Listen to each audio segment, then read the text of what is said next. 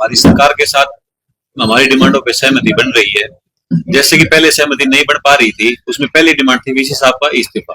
उस पे हमारे बच्चों की सहमति बढ़ी है कि वीसी साहब 6 महीने की छुट्टी पे जाएं, उन पे एक कमेटी बिठाई जाए जो बच्चों के साथ अन्याय हुआ है उस पे काम करे। ये पहली डिमांड पे नेगोशिएशन हुए हैं। बाकी 7 डिमांड थी वो एज इट इज सरकार हमारी मांग रही है। पहले हम क्यों नहीं मान रहे थे, सरकार कह रही थी पहले आप धरना उठाओ उसके बाद हम आपकी मांग मानेंगे। अब सरकार ने इस विषय पे हमारे साथ आग्रह किया है, सहमति जताई है कि जैसे जैसे आपको रुझान मिलने शुरू हो जाए, जैसे आपकी मांगे पूरी हो जाए उसके बाद आप अपना धरना उठा सकते हैं। एक बार पूरा मामला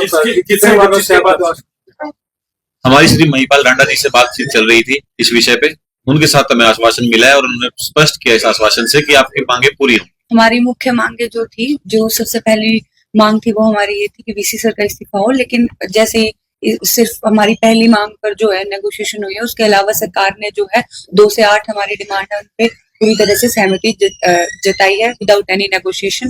जो पहली मांग अब जो हमारी मानी गई है वो यह है कि जो वाइस चांसलर सर है उनको 6 महीने की छुट्टी पर भेजा जाए। इसके साथ साथ एक रिटायर्ड जुडिशरी कमेटी बनाई जाए 3 मेंबर्स की।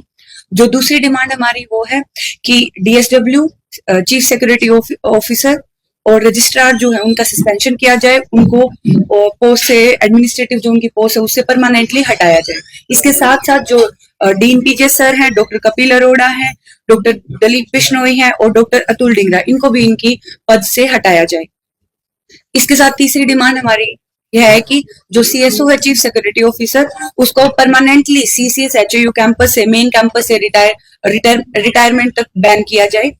और जो हमारी स्कॉलरशिप की मांग थी चौथी, उसमें यह है कि जो भी जैसे भी स्कॉलरशिप का इंक्रीमेंट होता है वो अकॉर्डिंग टू फी इंक्रीमेंट होना चाहिए। अगर फी इंक्रीज की जाती है तो स्कॉलरशिप भी उसी दर पर इंक्रीज की जानी चाहिए एज पर रूल जो 2017 के प्रोस्पेक्टस में है, और एलडीवी सीट्स भी सेम रखी जाए जो सीसीएस एचयू के 2019 के प्रोस्पेक्टस में दी गई हैं। और इसके साथ साथ विड्रॉल किया जाए इस 93rd अमेंडमेंट का यूनिवर्सिटी कैलेंडर वॉल्यूम 2 में जो किया गया है।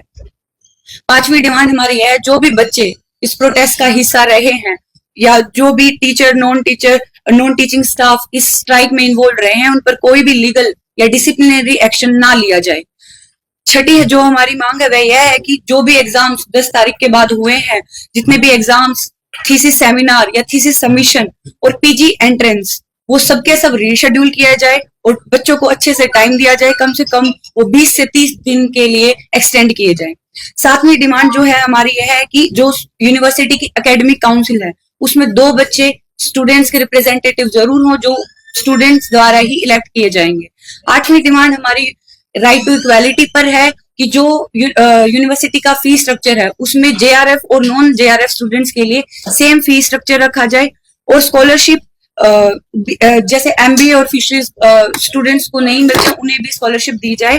और जो हमारे सब कैंपस है कोल और बाउल, उनमें भी वही रूल्स अमेंड किए जाएं जो कि मेन कैंपस हिसार में। आज की परिस्थिति की अगर हम बात माने, कल तक हमारी सहमति नहीं बन पाई थी, पर आज हमारी सहमति बनी है और मुझे पूरी उम्मीद है कि जिस तरीके से गवर्नमेंट ने पॉजिटिव आउटरीच करा है बच्चों तक, पॉजिटिव तरीके से वो आए हैं, बात की, नेगोशिएशन किया है और इस तरीके से हमें प्रॉमिस कर रहे हैं और हमें बोल रहे हैं कि हम आपको फिर डॉक्यूमेंट्स प्रूफ देंगे, तो इतना काफी होगा हमें अपनी इस बात को रखने के लिए कि 27 की शायद नौबत ही ना आए, क्योंकि ये सिर्फ एक सच की लड़ाई थी, हक की लड़ाई थी।